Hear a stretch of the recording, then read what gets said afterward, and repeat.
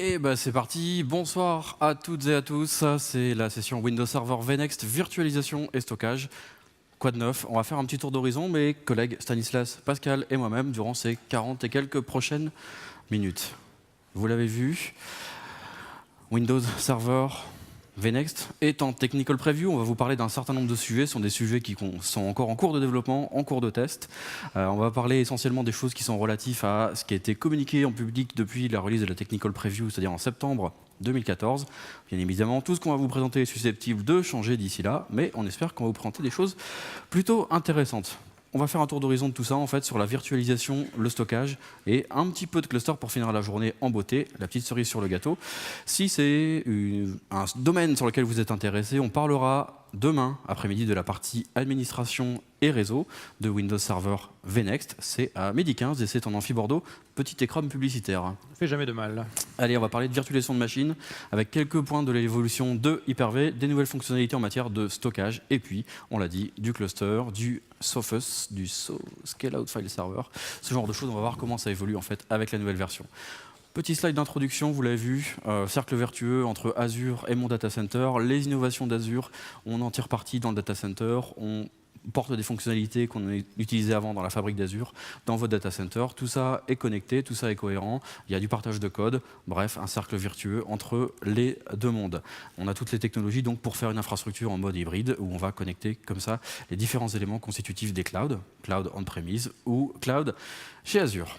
Allez, on est parti avec la virtualisation et plus précisément le compute, la virtualisation donc Hyper-V. Première chose, c'est un nouveau format de fichier qui est plus robuste et plus stable. Au niveau de la fonctionnement des machines, on aura la possibilité de faire des checkpoints qui seront plus fiables également, sur lesquels on pourra repartir sur la production. Changement important, les integration services seront plus intégrés avec Hyper-V, ils seront distribués maintenant via Windows Update, comme ça les machines pourront en profiter. Ajout à chaud de RAM et d'interface réseau, du Secure Boot pour Linux. On est compatible avec Connected Standby, alors ça c'est plutôt pour les machines clients, pour Windows 10 sur la partie du PC, du portable. Et puis des choses vraiment super intéressantes desquelles on va profiter dans Hyper-V en matière de stockage. Donc le stockage, pour la QoS pour le stockage, pardon, la mise à jour sous forme de cluster, une mise à jour progressive, ce qu'on appelle le rolling upgrade, et puis quelques améliorations au niveau du gestionnaire Hyper-V. Pascal va nous discuter ça dans quelques instants, mais avant, tu vas commencer avec le Secure Boot. Donc le Secure Boot, première petite modif, première petite amélioration, le Secure Boot pour les machines virtuelles Linux. Donc c'était déjà possible pour les machines Windows récentes x64. Maintenant, ça va être possible pour les Linux x64 à partir de Ubuntu 14.04 et de SUSE Enterprise Server 12, donc les dernières versions. C'est configurable par PowerShell, c'est-à-dire qu'on ne peut pas le faire graphiquement. On peut activer le Secure Boot graphiquement par l'interface, on peut le faire également par PowerShell, mais si on veut l'activer pour Linux, il faut le faire avec cette commande PowerShell là. Cette commande, qu'est-ce qu'elle fait en fait? Elle va dire au firmware de la machine virtuelle d'utiliser tel certificat racine de signature, et sachant qu'on a fourni des certificats, donc avec la clé privée et tout, aux fournisseurs Ubuntu et SUSE pour qu'ils signent leur code de boot. Et donc de cette façon, le firmware de la machine virtuelle va pouvoir vérifier le code de boot qui va démarrer à l'intérieur. Voilà le principe à très haut niveau. Support d'Hyper-V Replica, lorsqu'on ajoute des disques durs à chaud, on va pouvoir ajouter des VHDX dans une machine virtuelle, ça c'est sûr. Par contre, quand on va faire du Hyper-V Replica, c'est-à-dire on va avoir une machine virtuelle qui va être répliquée sur un autre hyperviseur, eh bien on va pouvoir en fait maintenant ajouter à chaud également le paramétrage du disque additionnel dans le réplica de destination. Donc plutôt pratique, ça permet juste de simplifier l'administration. Autre nouveauté intéressante, redimensionnement à chaud de la RAM. Alors ça, vous allez nous dire, ça existe déjà avec la Dynamic Memory. C'est clair, Windows fait automatiquement l'ajustement de la quantité de RAM qu'on veut spécifier, mais quand on a une quantité de RAM statique, eh bien on va pouvoir maintenant, dans des machines virtuelles, ajouter de la RAM, y compris pour une machine virtuelle qui est en cours d'exécution.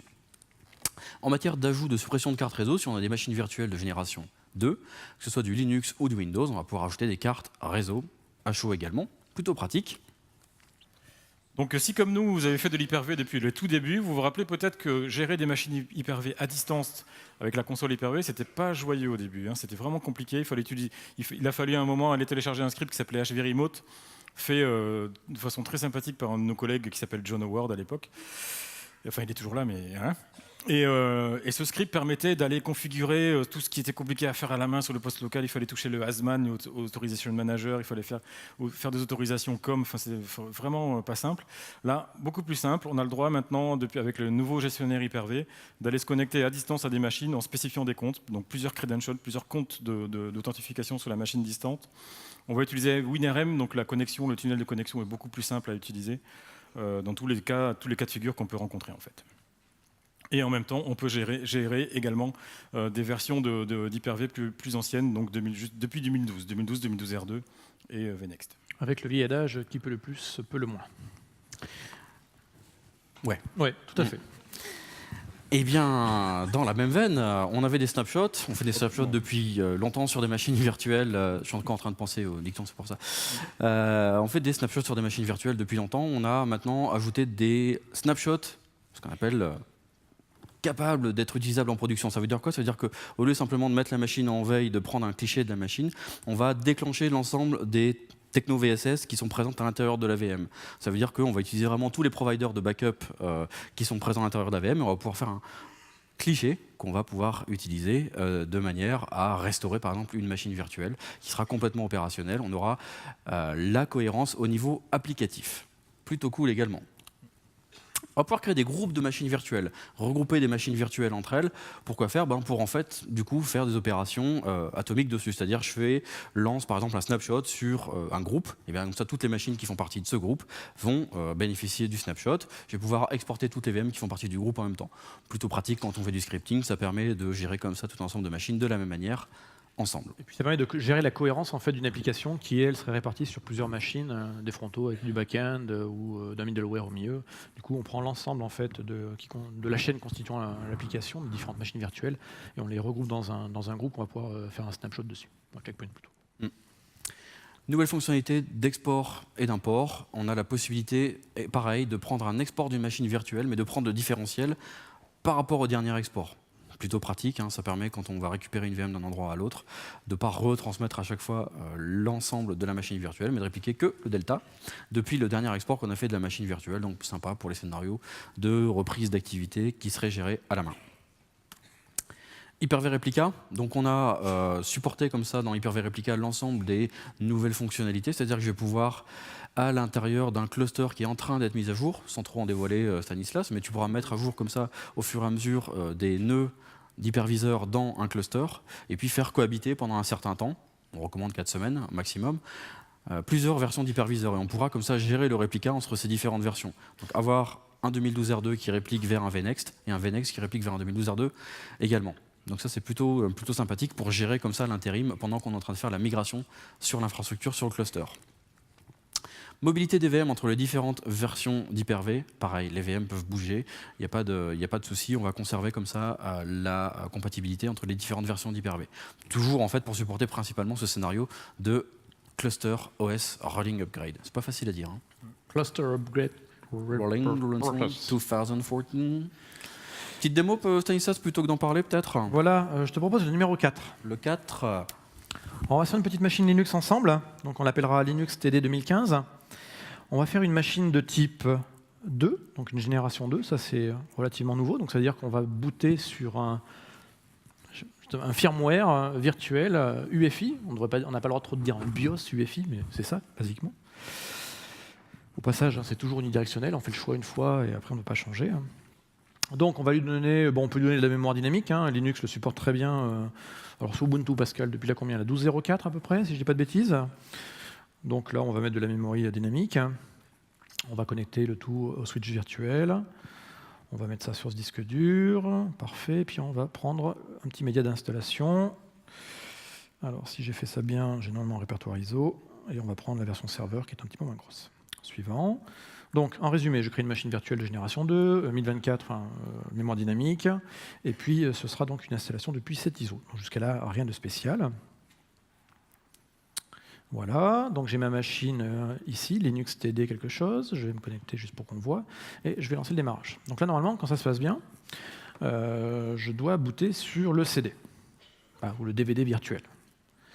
Et là, effectivement, vous voyez que ça se passe pas bien. Mais c'est normal. Bien qu'une démo bien préparée. Donc là, ça ne va pas marcher. Hein. Et en fait, si je laisse terminer donc, la négociation IPv4, parce qu'il là, il cherche en fait à se connecter sur un bout de PXE pour faire son installation, ça ne va pas marcher. Ça ne va pas marcher, pourquoi? Ah, peut-être que tu n'as pas de serveur d'HTTP IPv4 qui fait du PXE. Oui, ça c'est aussi une bonne raison. Hein, ça me paraît pas Mais mal. Non, pourquoi en fait il n'a pas booté sur le CD-ROM? Parce que si on bien envie de regarde... dire que tu n'as peut-être pas mis, non, de ces DVD, non? Non, si quand même, regarde, il est là, il est là. Tu regardes que quand je boot d'abord sur le DVD, je vous le prouve. Pourtant, il n'est pas allé voir sur le DVD. En fait, il était allé voir, puis il a juste vérifié que le DVD, en fait, il ne voulait pas le lire parce qu'en fait, c'était une machine de type 2, donc ça a booté sur un BIOS, enfin sur un UEFI, et il n'y avait rien de signé. Donc du coup, il a dit, non, moi ce truc-là, il n'est pas signé, je ne vais même pas le voir. Et il a continué en fait dans la chaîne. Donc on va faire un arrêt dit à la brutale. Donc c'était tout à fait normal, la démo n'est pas plantée. Hein. Parfois j'en plante, ça m'arrive, c'est bon. Et là, non. Donc, puis comme je suis un feignant, j'ai fait la ligne de stockage, j'avais même déjà fait là. Donc en PowerShell, vous allez faire la commande suivante. C'est d'abord faire un copier-coller, parce que il paraît que c'est mieux. Hop. Le suspense est insoutenable. Hein. Ah bah là, donc cette VM firmware, là vous mettez le nom de la machine, donc ça s'appelle Linux TD 2015, avec derrière, hop, secure template quelque chose. Toc. Voilà. Le nom de la VM, vous mettez secure boot template, derrière cette chaîne de caractères qui restera toujours la même en fait, secure template donc fourni par Microsoft, le Microsoft UEFI Certified Authority. Vous validez, ça vous fait rien de plus comme retour. Par contre, vous allez voir qu'au démarrage, en fait, la VM ne va pas se comporter de la même façon, normalement. Tac. Et là, j'arrive sur le DVD. Donc du coup, après, je peux effectivement continuer mon installation ici d'Ubuntu. Donc tant que vous n'aurez pas fait cette commande et que vous êtes dans une génération 2 de machines Linux, vous ne pourrez pas effectivement faire d'installation. Et c'est normal qu'on se bascule sur le PXE parce que comme c'est non signé, on ne veut pas. Je ne vais pas vous faire l'install de Linux. On n'a pas le temps, je crois. On n'a pas le temps.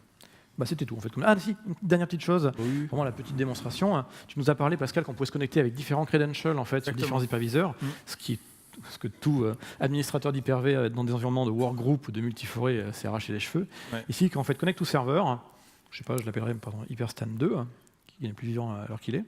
On peut cliquer ici sur Connect as another user, et dans ce cas-là, vous allez définir quel est l'utilisateur qui sera utilisé pour la connexion spécifique à cet hyperviseur donné. Donc du coup, on va pouvoir mixer comme ça des machines virtuelles, enfin des environnements de virtualisation dans différents domaines, et puis en workgroup, pas en workgroup, depuis la même console, sans passer par des outils un peu bizarres comme on avait avant. On revient. Hop. On revient un peu plus proche de chez nous alors. Ouais, on va te laisser un peu plus la main peut-être sur le stockage et cluster. Je sens que vous aimez tout ça. Chacun ses vis. Hein. Chacun ses vis. Donc, stockage et cluster, petit rappel sur les architectures de virtualisation de type nouvelle génération, c'est-à-dire à partir de Windows Server 2012. Globalement, on fonctionne comme ça. Des machines virtuelles qui vont héberger des workloads qui seront isolées chacune dans des tenants, des locations. Ces machines virtuelles tournent maintenant sur des clusters d'hyperviseurs. On peut aller jusqu'à 64 nœuds, jusqu'à 2012 R2 en termes de clusters d'Hyper-V. Ce cluster, en fait, n'est désormais plus raccordé directement à du stockage en SAN ou à du stockage local. On passe en fait désormais, depuis Windows Server 2012, par un stockage qui est déporté sous la forme d'un cluster de fichiers un peu particulier qui s'appelle le SOFS, le Scaled File Server, qui est un cluster, en gros, basiquement, qui expose un partage ou des partages de fichiers sur lesquels sont stockés les fichiers de machines virtuelles et qui sont en fait en mode actif, actif, actif, actif, actif. Donc en gros, c'est vraiment une fonctionnalité particulière. L'idée est vraiment de décorréler en gros le cluster de compute du cluster de stockage, ce qui permet des évolutions beaucoup plus souples dans le futur. Donc dans Windows Server Technical Preview, on a ajouté au moins 3 choses assez intéressantes. La première s'appelle la Storage QoS. Vous aurez compris que quand on commence à densifier massivement en fait, les environnements de virtualisation, à des moments, il faut savoir jouer également avec les mauvais voisins de virtualisation, c'est-à-dire la machine qui va consommer trop d'IO par rapport à ses petits voisins, du coup qui potentiellement va consommer plus de bandes passantes réseau, même si aujourd'hui on a des bandes passantes relativement larges, etc.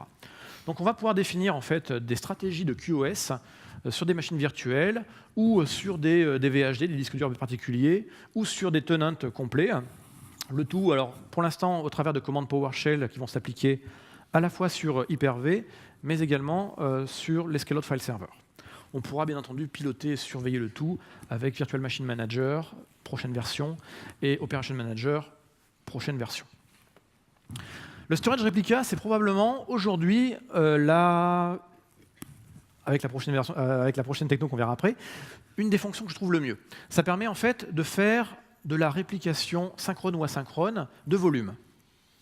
En gros, vous l'aurez compris, il manquait dans Windows un petit peu la brique qui permettait de faire de la réplication de B, ou de la réplication de volume. Et bien en fait, ça y est, c'est dans Windows Server vNext. Ça s'appuiera sur une évolution du protocole SMB qui est le 3.1.1 pour être précis. Et en gros, l'idée, c'est de se servir de cette solution pour les plans de reprise d'activité et les géoclusters. Donc PRA ou PCA, en fonction de vos architectures, on va pouvoir répliquer un volume d'un serveur à un serveur, ou répliquer un volume entre deux espaces de cluster, avec des nœuds d'un côté, des nœuds de l'autre, dans deux endroits géographiquement séparés, ce qu'on appelle un géocluster. Je me suis souvent demandé qu'est-ce que symbolisait la ligne bleue en fait, au milieu des deux Alors, sites. si j'étais américain, je te dirais oui, c'est la rivière qui est entre Manhattan et le Queens. Mais comme je suis français, c'est entre la rive gauche et la rive droite de Paris. Ça te va? Donc, en gros, c'est un espace géographique. À noter, ce qui est important, c'est que la solution est complètement agnostique par rapport au matériel. C'est-à-dire que vous pouvez synchroniser un volume qui peut être local à une première machine et local à la deuxième, ou qui peut être sur une BSAN connectée à la première machine et sur une BSAN à la deuxième machine. Donc c'est plutôt assez intéressant. Comment ça fonctionne la réplication synchrone? Donc imaginons qu'on ait deux serveurs, le serveur source et le serveur de destination. Sur le serveur source, on a une application locale ou à distance qui va venir faire en gros de l'écriture, parce que c'est principalement pour l'écriture que c'est intéressant la réplication de B. Donc l'application dit au serveur je veux écrire. Le serveur source va écrire la demande d'écriture en fait dans un log et va envoyer la même information en fait à un serveur de destination qui va, vous l'aurez compris, si le clicker veut bien marcher, écrire également dans un log. Une fois que l'information est présente dans les deux logs, le serveur de destination notifie le serveur source en lui disant « Eh, ok, c'est bon, gars, c'est bon dans mon log, on peut le committer tous les deux ». À ce moment-là, le serveur source dit à l'application « C'est bon, je l'enregistre », et les deux serveurs, en simultané, en fait, vont faire passer les logs et committer les logs dans les disques durs. Alors, vous l'aurez compris, la limite, de toute façon, de toute réplication, même B propriétaire ou de cette techno-là, c'est quand même la physique, donc on ne pourra pas faire des géoclusters qui soient séparés de 4000 km. Il y a quand même des limites à la transmission des paquets. Il faut une latence quand même relativement faible, mais on tourne dans l'ordre de grandeur sur une dizaine de kilomètres avec des bons réseaux. Voilà, l'application est écrite. Merci. Si on est en asynchrone, le fonctionnement est un peu différent. L'application va écrire sur le serveur source. Le serveur source va écrire l'information d'écriture dans un log, va répondre à l'application, puis va envoyer au serveur de destination la même information qui va être également mise dans un log. Le serveur de destination répond au serveur source. Le serveur source écrit les données, le serveur de destination l'écrira, mais peut l'écrire après. Ce n'est pas grave parce que c'est de l'asynchrone. Donc vous l'aurez compris que, comme on va passer par une écriture, on va dire différée en passant par des logs, ça veut dire que l'ensemble des logs doivent être capables d'absorber un grand nombre d'IO par seconde pour ne pas ralentir en gros l'exécution de l'application. Donc les logs, il sera très fortement recommandé, si ce n'est obligatoire, de mettre les logs en fait sur du SSD. Donc en gros, ce sera l'équivalent des caches qu'on peut avoir dans les cartes RAID historiques. Donc, entre deux serveurs, aujourd'hui dans la Technical Preview, donc on a la réplication synchrone ou asynchrone. On va configurer aujourd'hui l'ensemble de tout ça par PowerShell avec un module qui s'appelle le WVR. Alors, Storage Replica, en fait, est un nom qui a été trouvé post-développement par le marketing, qui est plutôt, je trouve, un bon nom. Mais les techos, en fait, avaient imaginé ça sous un nom qui s'appelait le Windows Volume Replication. Ce qui veut dire que même dans des commandes PowerShell, vous allez retrouver du WVR pour Windows Volume Replication, parce qu'on parle réellement de réplication de volume.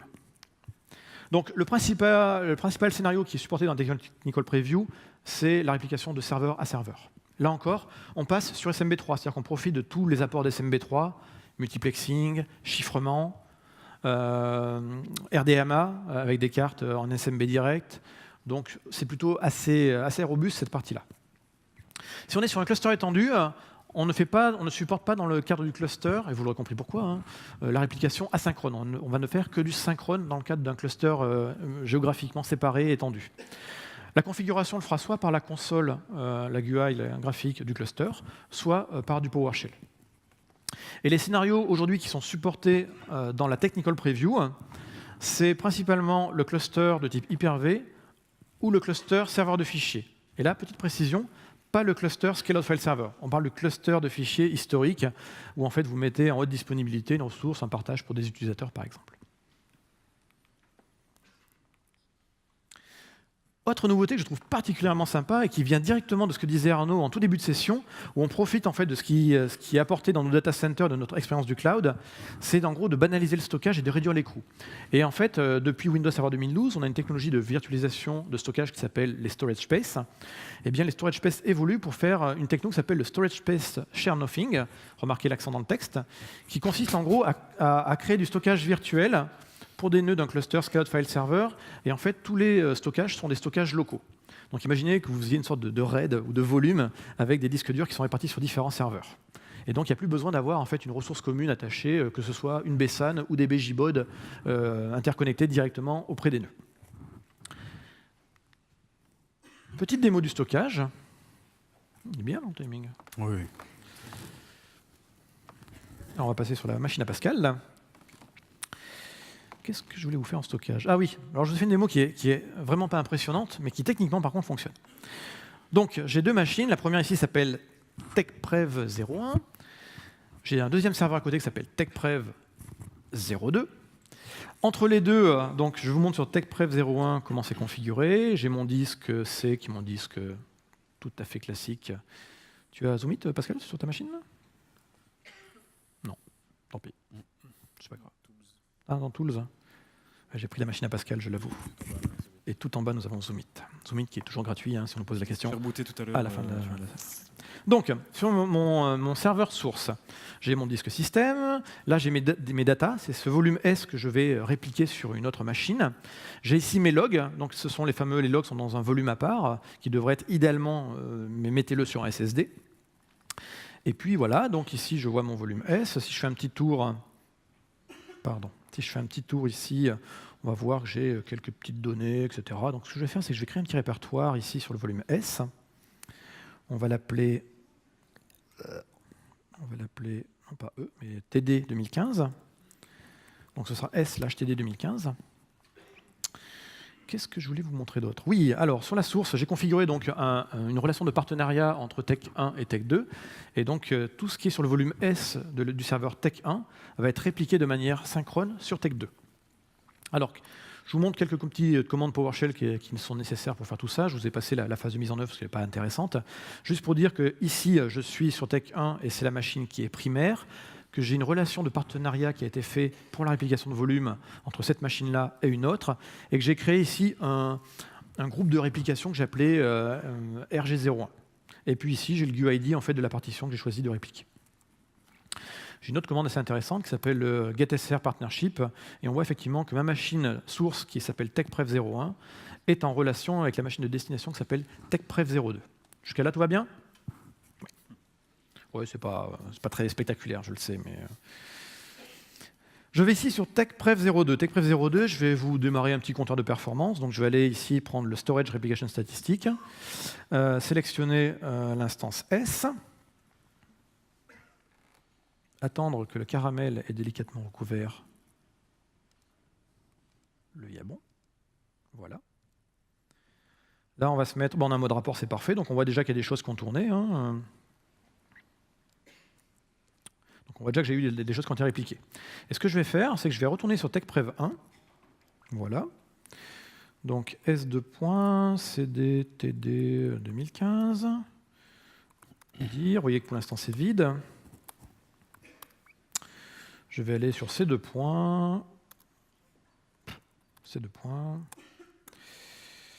Et puis je vais faire un xcopy /s C2. Ouais, je sais, c'est dégueulasse, mais... Windows, et puis on va aller mettre ça sur S2. TD 2015, c'est ça? Ah, c'est beau ça. Ouais, c'est pour générer un peu d'IO, quoi. Recul ne vaut rien. Ah, non, recul ne vaut rien, là c'est invalide. Ah. Paf. Je sais plus. Il y a un filtre anti-redéposition. Les backslash finaux. C'est des backslash ou des slash? Non, t'enlèves les backslash finaux. J'enlève les backslash finaux, tu crois? Oh, attends, c'est même plus faire un copy. Fais robocopie. C'est la honte. Oh, ça va, hein. Ouais. Venez faire un robocopie. Ouais, ça m'emmerde, je vais repasser dans le CMD.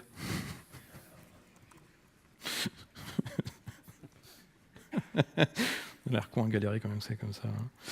Bon, allez, xcopy, étoile, point, étoile, slash s, s2 points, et puis td 2015. Et voilà, à l'ancienne. Les bonnes vieilles méthodes. Et donc, sous vos yeux ébahis, on voit que les compteurs bougent. Alors dis donc Stan, tu te moques de moi quand je fais des démos avec Netmon, Network Monitor, et tu nous fais une démo avec... Avec Perfmon. Oui, tout à fait. Hein? Et en plus, ça rafraîchit pas. si, ça vient de bouger, là, regardez, ça vient de bouger. Et donc là, voilà, sur ma destination, et je suis en train de répliquer. Ceci est une démonstration du Storage Replica. Impressionnant, bravo. Ouais.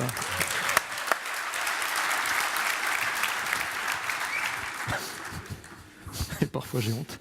Oh, ça passe, ça passe. On a fait bien pire, mon ami. Oui, allez. On a fait bien pire. Allez, tant qu'à rester dans le plaisir, on va faire un petit tour du côté du cluster. Remarquez que mes amis ne veulent jamais mettre les pieds dans le cluster. Donc, quoi de neuf côté cluster? Eh bien, le storage replica. Donc, vous l'aurez compris, le storage replica peut être utilisé pour faire effectivement du géocluster, assurer donc du PCA et de la réplication de site à site sans passer par des mécanismes de B propriétaires. On a également donc le Cluster Operating System Rolling Upgrade qui va permettre en fait de mettre à jour un cluster existant en mettant à jour au fur et à mesure les nœuds. Jusqu'ici, si vous avez déjà eu à faire des montées de version d'un cluster, la montée de version consiste généralement en fait à enlever un premier nœud du cluster existant pour créer un deuxième cluster à côté, et au fur et à mesure, vous enlevez les nœuds du cluster d'origine pour les mettre dans un nouveau cluster. C'est bien, mais pas top. Donc l'idée maintenant, en fait, c'est parce qu'on veut que vous testiez également la Windows Server VNext, c'est de prendre en fait un cluster existant à base de 2012 R2 et d'injecter dans ce cluster de 2012 R2 un nouveau nœud ou plusieurs nœuds à base de Windows Server VNext. Et puis comme ça, au fur et à mesure, vous allez monter en fait en version vos serveurs jusqu'à avoir un cluster qui sera complètement avec des versions VNext. À l'état actuel, on va le voir juste après, ça vous permettra d'avoir pour l'instant l'équivalent d'un cluster 2012 R2. Et comme dans les niveaux fonctionnels qu'on a dans Active Directory, on va désormais avoir des niveaux fonctionnels dans le cluster. Et quand tous vos nœuds en fait, seront dans la même version de Windows Server, eh bien, vous pourrez faire une montée de version fonctionnelle et donc profiter des nouveautés du cluster VNext. Le Cloud Witness, j'en parlerai juste après. Donc, comment va fonctionner ce processus en fait, de mise à jour progressive sous une forme, on va dire, roulante? Donc le point de départ, ce sera forcément un cluster 2012 R2. Ça, donc on part de base, effectivement, sur un niveau fonctionnel dit 2012 R2. On va donc commencer à dire, bon, imaginons qu'on a un cluster de l'hyperviseur. On va prendre le premier nœud qu'on va vouloir migrer. On va déplacer le workload qui tourne en fait sur ce nœud. Donc là, j'ai dit c'est un cluster Hyper-V. Donc le workload ici, c'est des machines virtuelles. Vous allez faire en fait un déplacement de vos ressources cluster, donc de vos VM, d'un hyperviseur à un autre. Ça, aucun souci là-dessus, c'est plutôt assez simple. On va mettre en pause le nœud, donc en gros, et faire un drainage, c'est-à-dire qu'on va retirer l'ensemble du workload sur ce nœud, jusqu'à que le nœud en fait soit fonctionnel, mais sans aucune charge dessus, plus aucune machine virtuelle ici dans le cadre d'un serveur Hyper-V. Ensuite, on va sortir ce nœud vide du cluster. Donc ça, facile, hein, on sait tous enlever un nœud d'un cluster. Là, ici, vous faites votre montée de version, vous installez votre nouveau système d'exploitation, vous configurez les prérequis au workload, donc c'est-à-dire que si vous avez un cluster d'Hyper-V, vous allez réinstaller un nouveau Windows, installer Hyper-V dans ce nouveau Windows, et à partir du moment où vous avez tous les composants pour vous remettre dans le cluster avec le bon workload, eh bien vous réinjectez le nœud dans le cluster. Donc deux options, hein. L'option graphique avec la console de gestion du cluster, ou alors en PowerShell. Et puis l'expérience montre en général que quand on a bien documenté ces scripts et qu'on a ces commandes qui sont dans un fichier, eh bien c'est beaucoup plus simple effectivement de repasser directement avec une bonne commande PowerShell. Donc, là encore, on ne dira jamais assez, mais investissez un peu de temps sur PowerShell, ça vous servira partout chez Microsoft et même hors de Microsoft, parce que maintenant beaucoup d'équipements, que ce soit des routeurs, des load balancers, des services cloud, etc., peuvent se configurer en PowerShell. Donc c'est un vrai investissement entre guillemets en termes de temps. À ce niveau-là de l'étape de configuration, on est toujours en fait sur un cluster qui est un niveau fonctionnel 2012 R2. Hein. Là, par contre, on est limité par la version la plus petite en termes de nœuds dans le cluster. Vous allez reproduire, donc là, on peut du coup redéplacer le workload, c'est-à-dire les machines virtuelles, vers ce nœud, valider que tout fonctionne. Et ensuite, on va répéter en fait les opérations que je vous ai montrées pour chaque nœud du cluster, jusqu'à arriver en fait à la fin à un cluster où on n'a plus que la version VNext. Là, ici, on est dans un niveau fonctionnel 2012 R2. Ça veut dire qu'on peut encore, à cette étape-là, rajouter un serveur Windows Server 2012 R2.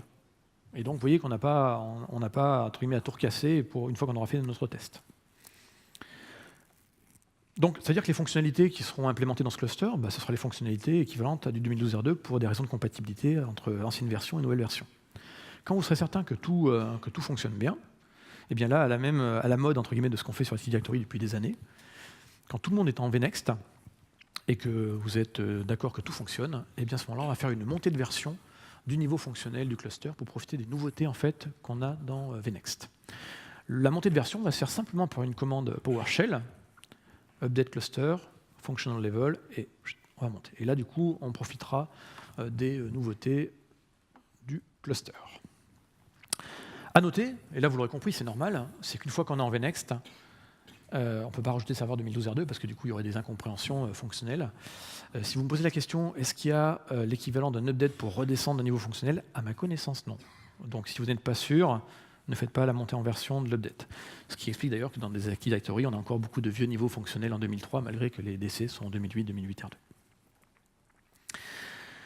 Quand on fait du géoclustering, donc on a deux sites géographiques avec un certain nombre de nœuds d'un côté, un certain nombre de nœuds de cluster de l'autre, vient la problématique de l'arbitrage en cas de non-connexion entre les deux data centers.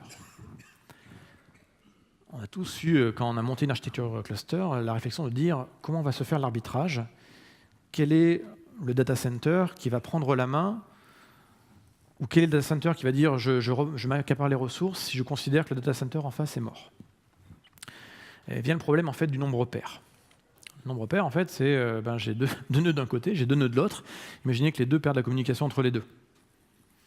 Alors, qui décide de prendre la main et de dire que le reste du cluster est mort et que c'est lui qui redémarre la prod?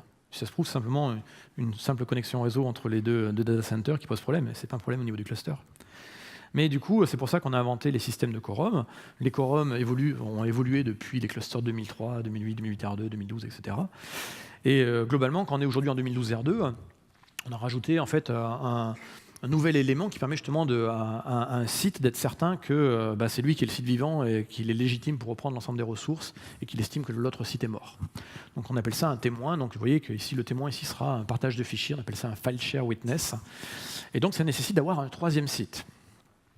Ben oui, parce que si on met le witness d'un côté, on se retrouve encore avec cette problématique. Si on a une coupure, est-ce que c'est une coupure ou est-ce que c'est réellement que les deux nœuds plus le witness sont morts sur le data center? Donc du coup, il faut un troisième site et vous comprendrez largement, si vous êtes une entreprise de taille petite, normale, pas forcément avec des ressources illimitées, que ça coûte cher à mettre en place. Et puis du coup, si ici on fait ce qu'on appelle un file share witness, c'est-à-dire que le vote numéro 5 qui permet d'avoir cet équilibrage est un partage de fichiers, du coup, il faut redonder le partage de fichiers. Ah mince, on va faire un cluster encore. Du coup, là, ça commence à faire un peu de récursivité et ça commence à revenir cher pour simplement gérer un problème d'équilibrage. Dans VNext, on introduit, en fait, on s'est dit, pourquoi demander aux gens d'avoir un cluster, un file server à haute disponibilité dans un troisième data center, alors finalement, en fait, on a nous, Microsoft, des data centers partout.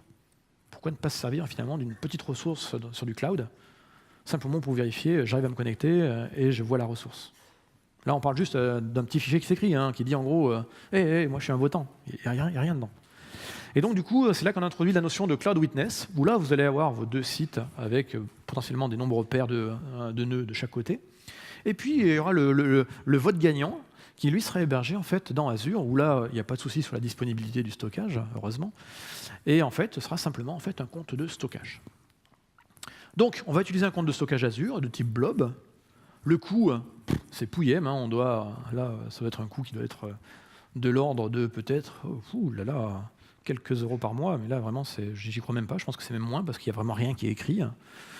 Je pense qu'on ne doit même pas dépasser les 1 euro par mois. Donc, vous voyez un petit peu, on vous demandait avant un data center avec un cluster. Maintenant, on vous dit, ouais, on peut faire la même chose, mais pour moins d'1 euro par mois. Ce qui est plutôt cool. Il y a peu de données qui sont écrites dessus, parce que c'est vraiment on va dire un système de fichiers qui sert juste pour l'arbitrage principalement et vérifier que tout le monde est bien en vie. Donc, c'est nativement inclus dans le cluster de Windows Server VNext. La seule chose que du coup ça va imposer, vous l'aurez compris, c'est qu'il faut un accès Internet pour les nœuds. Les nœuds doivent pouvoir contacter en fait les data centers d'Azure et donc vérifier effectivement ce Cloud Witness. Alors à noter, c'est qu'on supporte bien entendu l'existence de proxy dans les entreprises. On sait qu'on ne sort pas comme ça, on va pas faire un cluster comme ça. Mais voilà, vous avez compris le principe. Alors les scénarios d'usage, vous l'avez compris, le GeoCluster. On peut également s'en servir pour le failover cluster dans le cas où on n'a pas de partage de stockage partagé. Je pense à tout ce qui est cluster SQL Always On, ou alors tout ce qui est Exchange DAG. Vous pouvez vous en servir là-dessus pour faire ce type de cluster. Ou alors quand vous voulez faire du failover cluster dans des machines virtuelles. Là encore, vous avez deux hyperviseurs qui sont sur deux sites séparés. Vous avez fait un GeoCluster sous la forme de VM, et vous pouvez vous servir de ce Cloud Witness. Et ça, c'est plutôt cool. Alors, petite démonstration, et on va être comme ça, pile poil, doucement dans les temps. Alors, pour gagner du temps, en fait, je vais le faire sur celui-ci, en fait, parce que ça m'arrange, en fait, pour gagner du temps. Donc, je voulais vous la faire en vrai, mais pour des raisons de timing, là, je suis sûr, comme ça, elle rentrera bien. Je l'ai déjà enregistrée. Et voilà. Donc, ici, je suis sur un cluster 4 nœuds, qui est géographiquement dispersé, 2 nœuds d'un côté, 2 nœuds de l'autre. J'ai un écran noir, c'est bien. C'est joli ça. Ouais, vous voyez, un peu, c'est vraiment le dieu de la démo, il n'est pas avec moi aujourd'hui. Hein, donc on va utiliser VLC. Hop là. On n'a rien vu.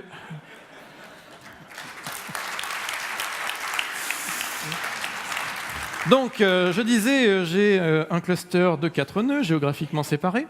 Je vais venir ici sur les propriétés de mon cluster. Donc, les 4 nœuds sont du VNext. Je vais venir sur les propriétés de mon cluster. Je vais aller dans la partie More Action. Ici, configurer les paramètres du cluster au niveau du quorum. Ici, il me dit, voilà, bienvenue, tu vas configurer un quorum. Donc, le quorum, c'est tout le système d'arbitrage dans un cluster.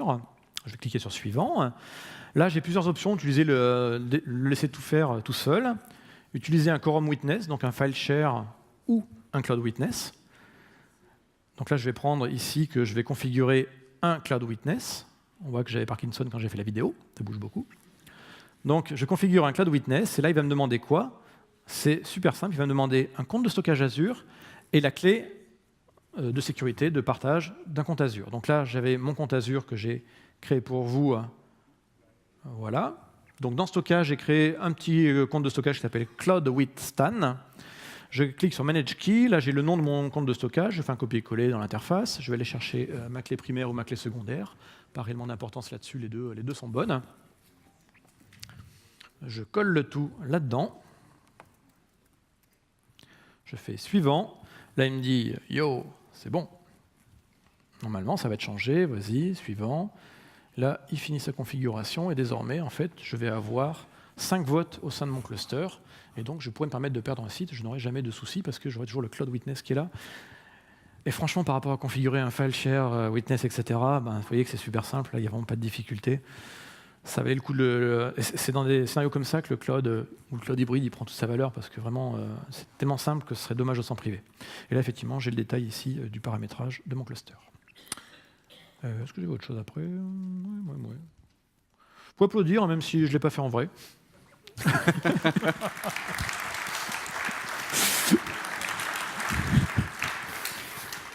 Les démos qui marchent le mieux, et encore pas tout le temps. Hein. Voilà.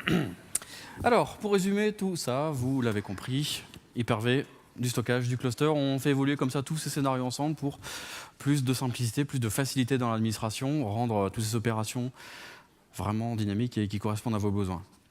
On a montré aujourd'hui plein de choses, mais rassurez-vous, il y en a encore plein d'autres qui vont arriver, qui vont être annoncées dans les semaines qui viennent. Vous verrez, on va annoncer pas mal de choses également à Ignite, qui est une conférence Microsoft qui a lieu au mois de mai, où là, vous verrez les produits en live démontrés par tous les chefs produits. Si vous avez aimé cette session, vous pouvez tester ça dans Azure. La Technical Preview est déjà disponible. D'ailleurs, certaines démos, sans vouloir dénoncer des collègues, étaient faites dans Azure. Eh bien, en fait, toutes les démos de cluster étaient faites dans Azure, mais VM est également un cluster sous la forme de machine virtuelle. Le réplica était des VM qui également tournaient dans Azure. Les seules vraies machines étaient celles-ci qui tournaient avec l'Hyper-V et le Linux du départ. Si vous voulez pouvoir plus de choses là-dessus, vous pouvez aller sur le blog de Stanislas, donc sur tout ce qui est stockage et cluster, hein, parce que chez nous, ça risque pas d'arriver. Non.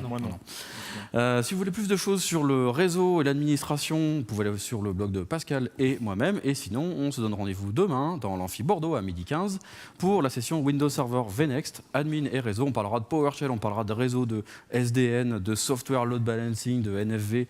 Youhou! Merci de votre présence. Surtout, n'hésitez pas, n'oubliez pas de noter cette session. Merci.